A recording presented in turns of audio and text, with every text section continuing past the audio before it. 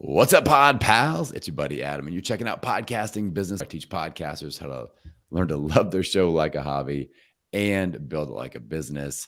And today we've got a podcast audit episode with my friend Dawn from the Dawnversations podcast. And we're going to dive into all my best tips for podcast growth, engagement, and monetization. So if you're down for that kind of action, you're in the right place. Dawn, how's it going, my friend? Oh, it's going great. I'm super excited for this. Well, I can tell you've got good energy because we've interacted back and forth for a while on email, and I just like your vibe. So Oh, let's thanks. let's dive on in. Let's dive on in. So when you look at your show, if you and I are sitting down 6 months from today and you've crushed it these past 6 months, how would you define that? What would that look like for you? If I was crushing it, that's what Exactly. If everything goes as planned, you've got great momentum. Like, I just need to know what we're shooting for before we start diving into tips. A lot of people listening and a lot of people enjoying it, getting a lot of benefit from it. It would be great to be making some money, but that's not why I got into it. But I figure if I'm putting all the time and effort into it, maybe it would be nice to have a sponsor or somebody that would be wanting to advertise or whatever.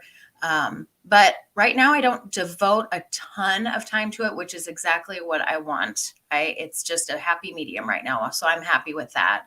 I wouldn't change that part. Okay.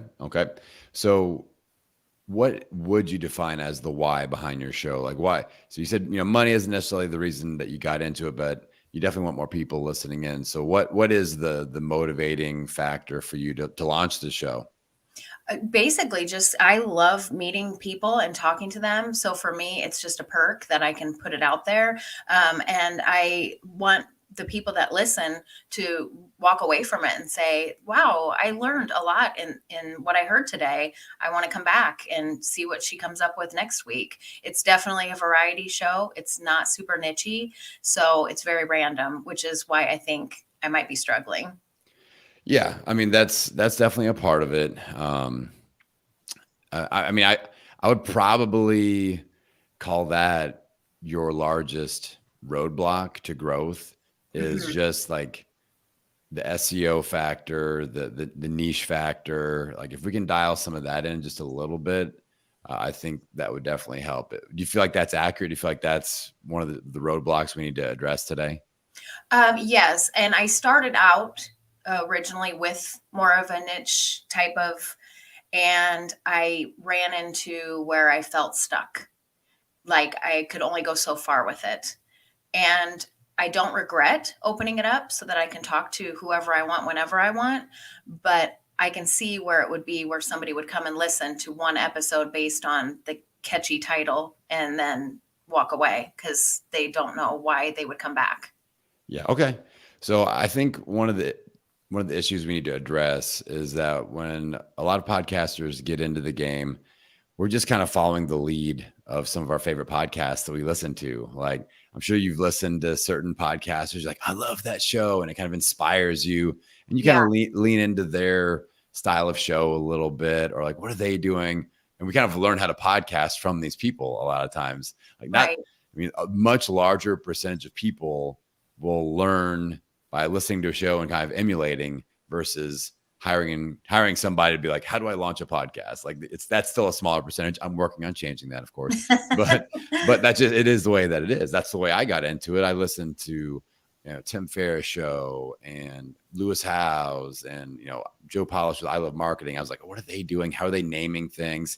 And I got most of it wrong. Like, because these people they have giant audiences. Like they have big brands, and that's why it works for them, where they can have a more generalized conversation, interview only based show, and then they can bring on these big fancy famous people, and they get lots of people tuning in because they bring the brand like briefcase with them, and they set it up and they open it and go, okay, now I'm gonna unleash this on you, my loving adoring fans.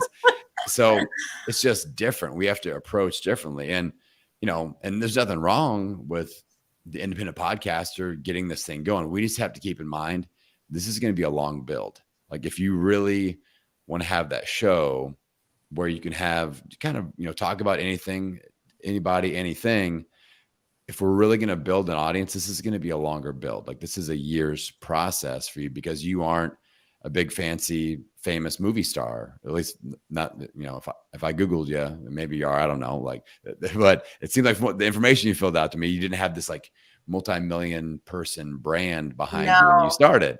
no. And most of us don't. This is like a 0.01% of podcaster thing. But the issue is that 0.01% of podcasters are the ones that we all see and try to emulate. Yeah, yeah, So I think we just have to set that standard and go, this is a totally valid why. Like, I'm not telling you need to have a business thing behind it, or like, I got to, sell services, or I got to be able to do this or that. Like having a why of having interesting conversations, like it serves you, Dawn. Like that, and that's mhm, cool with me as long as this is serving you and you love having these conversations and you can have access to interesting people that you never would have had access to. And you feel yeah, like you're putting good content out there. Like one of the big whys of podcasting is it's like an artistic release. It's like mhm, painting. It's like singing. It's like having this thing that you get this outlet, this energy outlet into. And some people beat themselves up about that. And I don't think that's cool. Like I think everybody should be able to do that. Like some people just like to, do, some sort of art form, or even like martial arts. They have some sort of hobby and that really feeds their soul. So this can be that. Is that making sense so yeah. far? Oh, 100%. Yeah, Okay. yeah. And I think when it was more nichey, it was more fun because it was all about hair and being behind the chair as a stylist and customer service. And it was really fun to go there, because a lot of people don't realize what it's like to be a stylist and all the stuff we hear and deal with. So that was really fun to throw that out there. But I only had, all the hairstylist friends that could come on and talk. And after a while, they're busy. They don't want to just come on there for no reason and just bitch about clients or whatever. So I don't know. I thought, well, I'll just open it up so I can talk to anybody. And it makes total sense now that I don't have this huge following. I'm not famous. So people aren't going to listen just because it's Dawn. They, Right. yeah. And, but I am enjoying meeting all the new people and everything. That's been a really cool aspect of it. Yeah. But it kind of hit me when I was thinking I should go on other shows. I'm like, what am I, what am I going to talk about? Yeah. Like, I can Yeah. talk to anybody about anything, but what's their drive to have me on? Okay. Well, let's break that down a little bit because obviously leveraging other people's podcasts is a way to grow your own brand. Hmm. And I think it's still okay. You can still go on other people's shows, but you need to have this is where you still need to niche down and go, okay, what is my TED Talk? What is it that I can deliver on for a specific type of podcast? Then you guest on that podcast and you scoop up a certain percentage of that audience. And they go, you know what? I like this Dawn chick and I want to see what she's got going on in her show. Okay. And it's different enough. So maybe it's an entrepreneurship podcast and you talk about the conversations the hairdressers have and like the inside scoop, or maybe it's a beauty podcast, or maybe it's there are lots of hairdresser podcasts. I've run across like 3 or 4 just from doing podcast audits. Hmm. So like there's a niche there where maybe your TED Talk niche subject is like the dirty secrets of what your hairdresser knows about you or something like that. Like that could be Yeah. fun. That could be funny. It could be informative. So that's one avenue you could take and be like, this is what I talk on. And then when you have like your podcast page on your website or even like your Instagram profile, you can kind of highlight that. Like, this is what I love to talk on when I guest on other people's shows. Like when you come on my show, I let you be the expert. But when you want me to come on and talk, here's what I really specialize in. Okay. And so kind of just defining that. And it's going to be important, I think, especially since you're kind of from the beauty and health space, having an Instagram presence, maybe having a Pinterest presence, something like that, and highlighting that a little bit. Like, what would you actually talk about if giving them a reason to be interested in having you on their show, and just bring Hmm. up some tips from Dawn, sort of a thing. Yeah. And that way you get a little bit of expert positioning and things like that. Now, I mean, do you have, before I get too deep into this rabbit hole, I mean, do you have any interest at all into going back towards that niche podcast, or are you like, let's move forward for sure? I wanted it to branch out into customer service. being in the customer service industry because it's very important. Everybody needs us out there. And so I thought that that would be kind of a cool avenue to take and would broaden it a little bit besides just hair. I could talk to, waiters, waitresses, whatever. I didn't know how to access those people other than going to a restaurant and asking them, "Hey, do you want to be on my I didn't know like how to go about doing that. And then I started joining podcasting pages and I'm like, "Oh, I can get all these people." And I just started veering off into things that I was interested in. Yeah. And that's where it's just has snowballed from there. I just, whatever I'm interested in, I search it and then I get somebody on to talk about it. Okay. So let's explore the customer service thing just a little bit, because I just want to give you ideas. Again, this Okay. isn't me telling you have to do this or it's going to Yeah, be no, an epic I fail, but it's appreciate just it. like, here's some potential things. Is this worth your energy? Does this pique your interest? Is it worth your time? So let's say that you want to lean into the customer service space just a little bit. You've got experience. All right. Like you have been in the hair game, you know what you're doing, and Yeah. Oh, you've got 100%. that, on lockdown. So you are walking the path, but now you're also like, you could be on that hero's journey of how do I get better in the customer service industry? What's working for other people in other genres of customer service that I could maybe pull out and apply to my game and make more money or provide better service or have better client relations or something like that. So all Mhm. of a sudden, your show, you can talk to anybody that has client services, and or that has, direct services like you do, and pick their brain and figure out what's working, what's not working, lessons learned. And this becomes a resource for people, for service providers like you, whether, I mean, in any industry. Mhm. Then, like monetization wise, I see a quarterly workshop where you get some of these service providers to come on that had really popular episodes and do a paid workshop for $97 or something like that. And your listeners tune in because they're getting a little VIP backroom access to these people that have been on your show. And now you're providing access directly to them where, they probably have a little topic. Maybe they're awesome at email marketing, or maybe they're awesome at Pinterest or social media, or maybe they have, client retention. That's huge Mhm. in service-based businesses. So like how to become a client retention master, have 99% retention. Do you think people are going to show up for that and pay $97? Oh yeah, they are. Like that's Oh, yeah. 100%. So and you're just curating all these little mini events, and it doesn't have to be once a quarter. Maybe it's once a year, and this is a virtual event. It could be it doesn't have to be. I would recommend it's not live, like in person at all, because that gets expensive. Just do a little virtual workshop, something like that, and then the show is at least paying for itself, and you can invest some of that money back into the show, or grow it with some ads or something like that. But I feel like you monetizing in that way, that's going to come along a lot faster than sponsors and, affiliate things like that. Mhm. So, um, how do you feel about that idea? Yeah, no, that makes total sense. And I would feel like I would be able to talk about stuff like that with confidence because I have done hair for 30 years and everybody wants to know, how do you build a clientele? How do you maintain a clientele? Especially if you leave a salon and go to another salon, how do you get those people to follow you and develop relationships with your clients and all that? So, no, that I could see that totally being able to zero in on something like that instead would make Yeah. sense. So, I mean, okay. So I like the way this is going. Like this feels like it's broad enough where you can have a lot of different Dawnversations about it, Mhm. and I would keep using the word Dawnversations because I love it. And it's like when I call my pod pals, like that's a part of my brand and people recognize me for it. And then, Right. so like, I think we can even like, okay, next step back is let's look at the name, because the right people won't be able to find it. If you're looking for people that are doing customer service, they're not certain. Conversations has no SEO. So it's a major potential. It is a major roadblock. It's not a potential roadblock. It's keeping the right people from finding you, but it could be customer service Dawnversations on customer service, or just like adding that word customer service. Mhm. That's a searchable term. Like Yeah.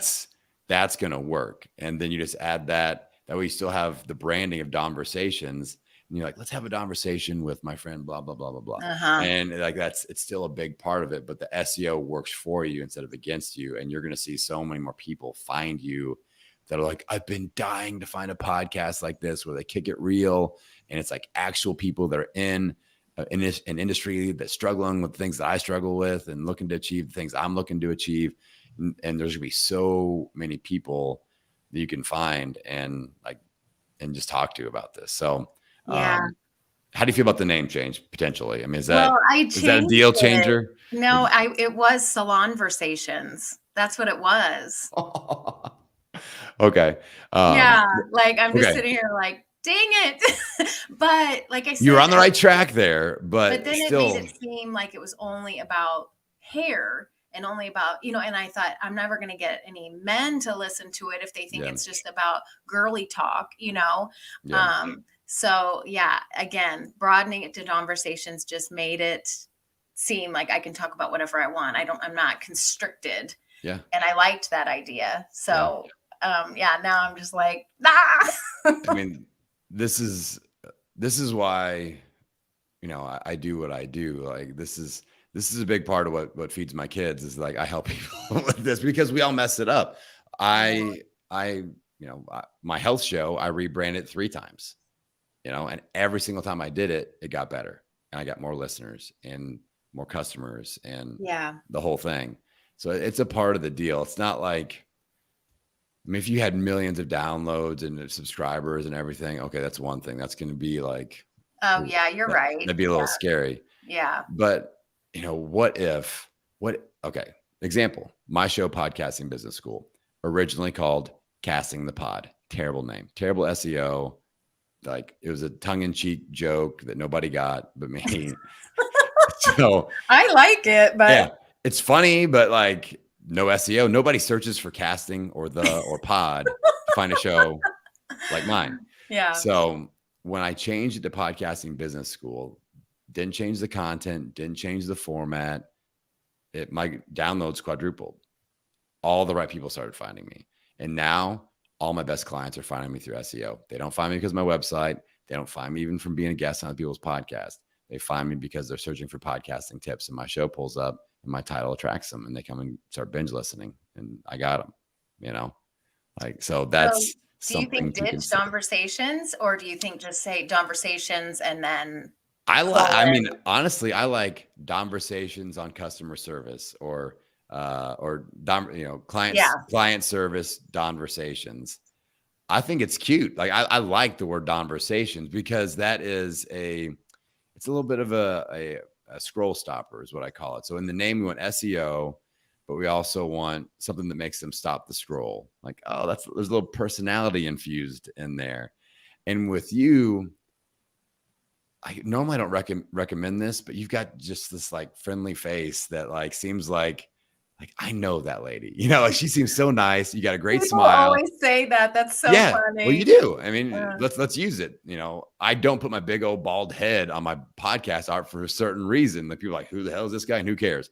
But with you, I feel like, with your image with Dawnversations, I feel like that's going to spice up client services. So Dawnversations on client services or whatever you call it, have your image in there, big smile. I think that's going to be a scroll stopper. We get the client services or where that's the SEO and that's pulling the right person in. And then, oh, that's Dawnversations. Look at her. She looks so awesome. I want to get to know this lady.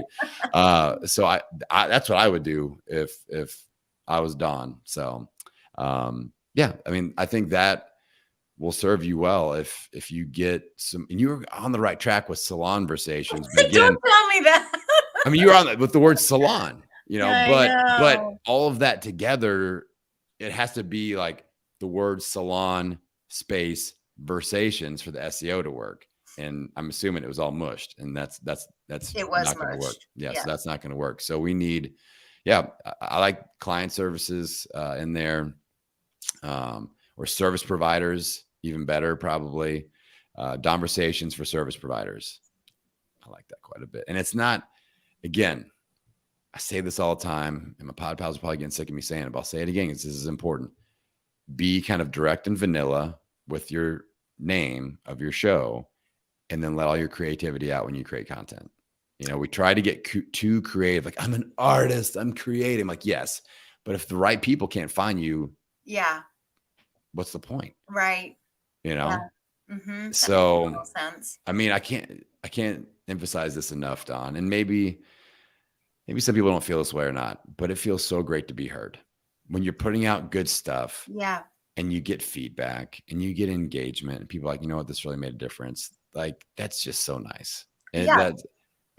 so I want everybody to feel that. I want you to feel that. And I feel like we're blocking that up with the name of your show. So it's something you got to weigh out and go, okay, I've changed this a couple of times. You just own it. You explain it on the show. You go through it and be like, hey, this is what I'm already doing. I'm just, branding. I talked to this bald guy. He told me to do this thing. Blame it on me. Hairstylist. Yeah. Hairstylist. I got advice from a bald guy. Bad start. Who would have thought?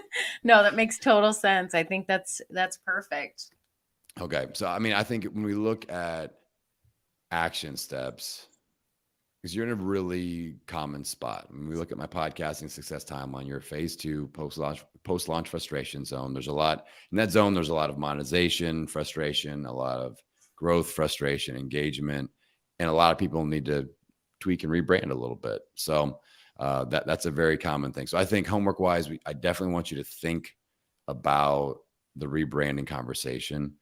Who do you really want to attract? Can you be personally satisfied with having Dawnversations on service provider industry, which that's only something that you can answer. Yeah. Do you like the idea of monetizing in that way, where you can kind of be a hub for service providers to learn from each other? And even if you don't monetize that, is that attractive? Do you is that the crowd that you want to serve? Is that the crowd that you're interested in serving? Yeah. You need to roll these questions around a little bit. This isn't a figure this out in the next day sort of a thing. But just kind of peel each layer back a little bit at a time and go, okay, does this feel good? Let it sit with you for a day. Okay, yeah, that feels good. Let's answer the next question. And then once you go like, all right, this feels like the right thing, I need to do this. Then you work backwards and do, the rebranding kind of timeline and go, okay, when do we switch it? When do I change the image? I need to alert my people and kind of, be respectful to them and let them know what's coming, why it's changing, all that stuff. And there's kind of a roll up plan. I've got a podcast episode that I'll send you where I break all that down too. So okay, that'll be part of your homework. So how's that all feeling? Do we feel like we made some progress here today on your podcast? Yeah, for sure. All kinds of light bulbs went off the whole time. So that definitely helped a lot. Good. Okay. Now, I don't want to let you escape without you getting the chance to shout out website, social media. Where do you hang out? If people want to get into the world of Dawnversations, where should they go?